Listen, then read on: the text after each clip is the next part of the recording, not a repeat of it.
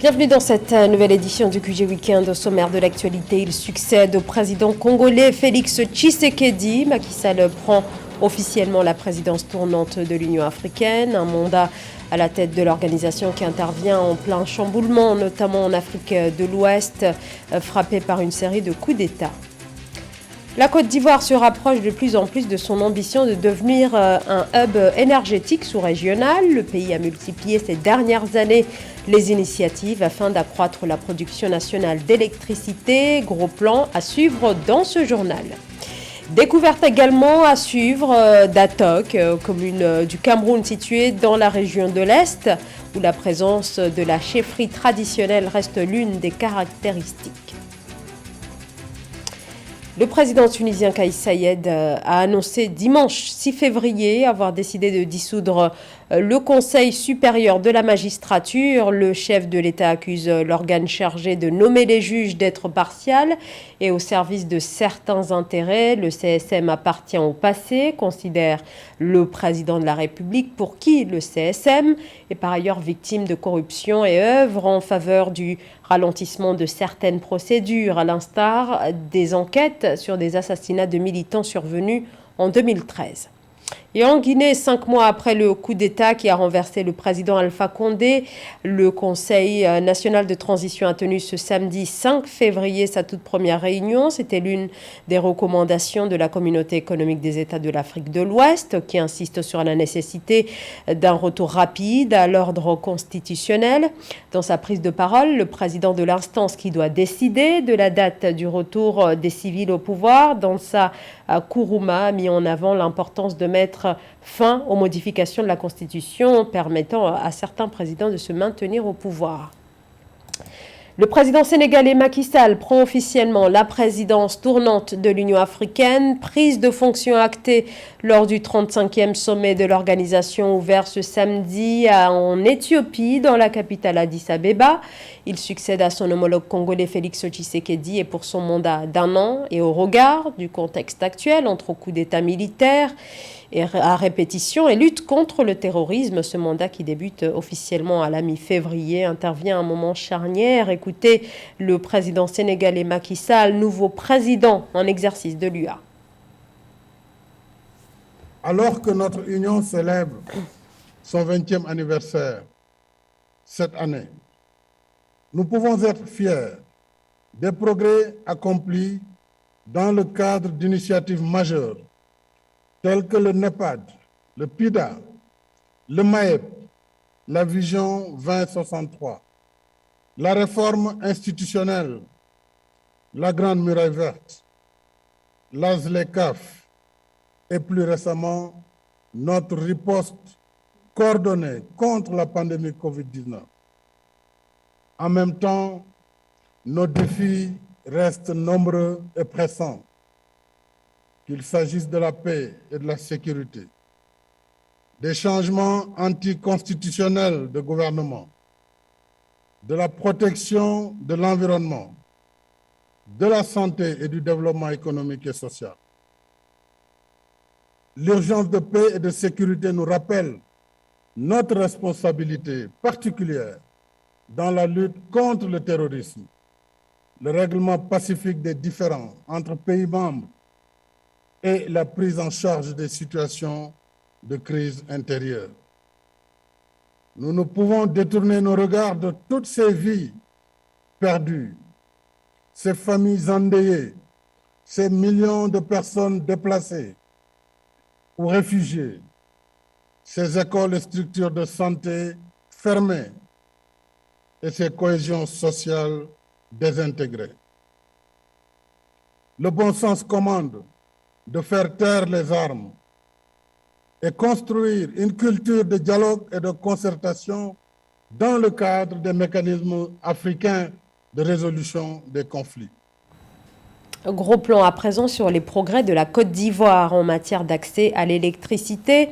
Alors qu'après la crise post-électorale de 2011, seuls 34% de la population avait accès à l'électricité. Aujourd'hui, plus de 90% des Ivoiriens sont raccordés au réseau, car le pays est parvenu à développer l'une des meilleures capacités de production du continent. Les précisions de Philomène Tine.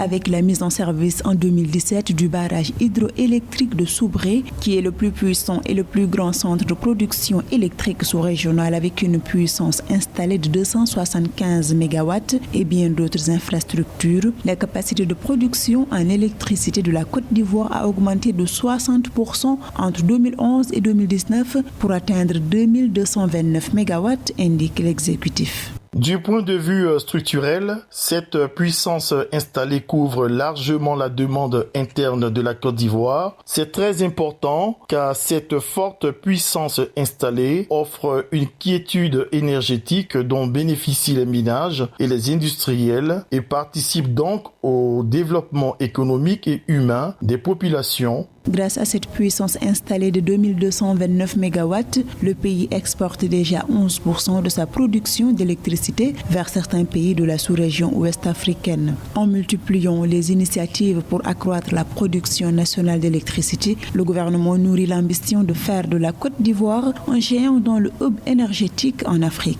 La Côte d'Ivoire a très bien compris que ce qui importe, c'est que l'électricité soit disponible dans toutes les localités du pays. Elle vise donc un taux de couverture électrique nationale de 100% à l'horizon 2025. Elle s'est donc donné les moyens opérationnels et structurels pour atteindre cet objectif en diversifiant sa capacité électrogène, en veillant à l'extension de son réseau de transport et de distribution d'énergie électrique et enfin une politique sociale à des coûts vraiment modérés. Le taux de couverture nationale d'électrification de la Côte d'Ivoire est passé de 33,1% en 2011 à 80% à fin 2020, révèlent les données officielles du gouvernement.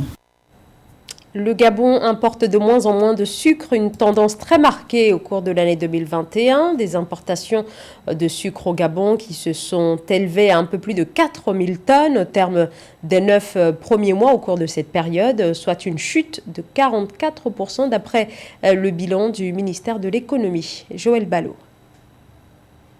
Entre janvier et septembre 2021, l'activité sucrière au Gabon a enregistré un taux de 44% à titre d'importation, ce qui représente sur les 9 mois 4134 tonnes contre 7371 tonnes en glissement annuel. Selon des observateurs, cette décroissance serait la résultante de la constitution d'importants stocks sur le plan national et du principe d'autosuffisance en sucre du Gabon. L'État gabonais a offert des hectares de terre à la SUCAF dans le but d'atteindre l'autosuffisance pour ce qui est du sucre. C'est cette ambition qui laisse penser que la baisse de l'importation de cet aliment traduirait une atteinte des objectifs. En réalité, cette baisse s'explique par plusieurs raisons. Parmi elles, il y a un certain nombre de décisions prises par la Banque centrale qui concernent les taux d'échange et qui rendent difficile l'accès aux devises nécessaires pour acheter le sucre à l'extérieur. Sur le plan commercial, la Covid-19 a freiné les ventes de sucre qui se sont contractées à 1,5%. Ainsi, le chiffre d'affaires a baissé de 1,9% pour se situer à 15,9 milliards de francs CFA. L'usine de SUCAF a connu un certain nombre de difficultés, notamment l'arrêt de la transformation en raison d'un certain nombre de travaux. Et la SUCAF a aussi connu des difficultés à acheminer cet aliment, qu'il s'agisse de la voie ferrée ou par la terre. Pour devenir plus indépendant dans ce secteur, l'État du Gabon a attribué en 2020 à la sucrerie africaine du Gabon 8751 hectares de terrain. Une surface devant permettre de multiplier la production de la canne à sucre dans le pays afin de satisfaire non seulement la demande locale, mais aussi accroître l'exportation des produits dérivés. Ethiopian Airlines reprend les vols avec le Boeing 737 MAX. Il s'agit d'une première depuis le crash du 10 mars 2019 qui a fait 157 morts. Depuis cet accident, la compagnie éthiopienne n'avait pas utilisé le Boeing 737 MAX. C'est un sujet de la rédaction. 3 ans après le crash qui a causé la mort de 157 personnes, Ethiopian Airlines reprend ses vols avec le Boeing 737 MAX. Depuis le 1er février, l'appareil est prêt à accueillir les passagers. Une décision qui, selon la compagnie aérienne, intervient après une recertification profonde par les régulateurs. Au cours des derniers jours, on a effectué de nombreux vols d'essai avec notre équipage de conduite, nos ingénieurs de vol et nos mécaniciens. Après nous être assurés que tout est en ordre, nous effectuons maintenant ce vol de démonstration. C'est après cela que nous le mettons à la disposition de l'aviation commerciale.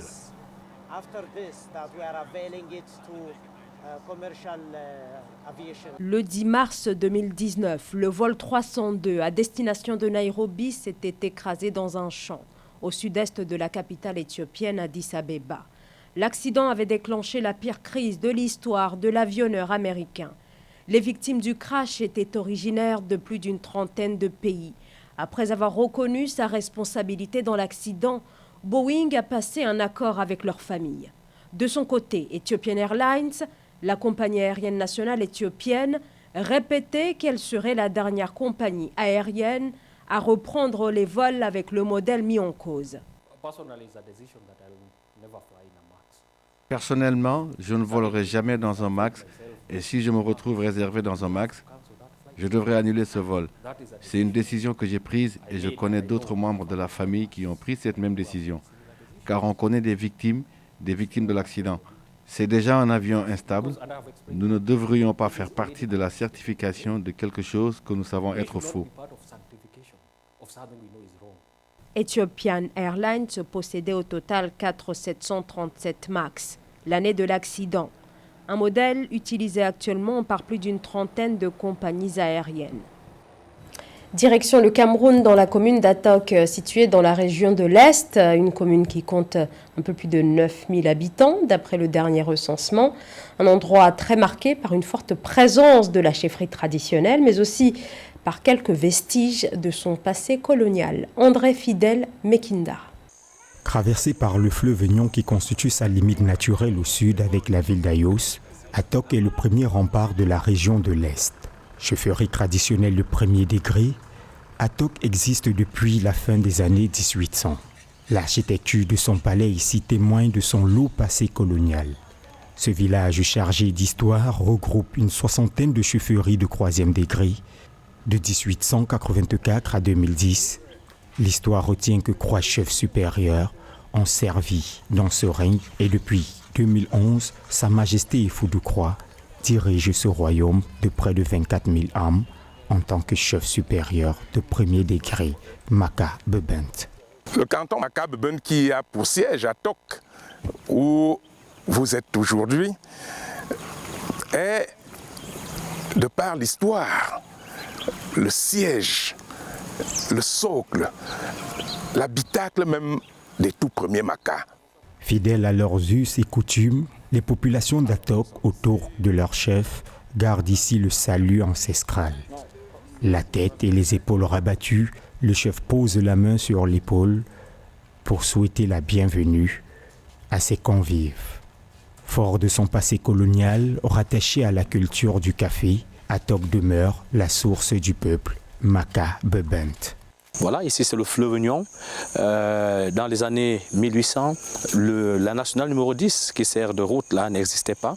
Et c'est ce fleuve qui servait d'embarcation.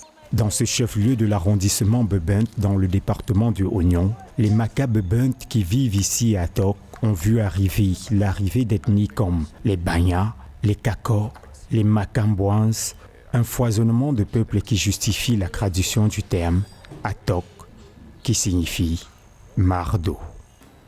Place ce dimanche 6 février au match que tout le monde attend, la finale de la Coupe d'Afrique des Nations, finale Sénégal-Égypte aujourd'hui à Yaoundé à partir de 20h, heure locale pour ce duel choc. Les Lions de la Teranga espèrent remporter leur toute première victoire dans le plus prestigieux tournoi continental. Les Pharaons, eux, visent un 8e sacre. Et c'est la fin de ce journal. Merci de votre fidélité. L'information continue sur Africa 24.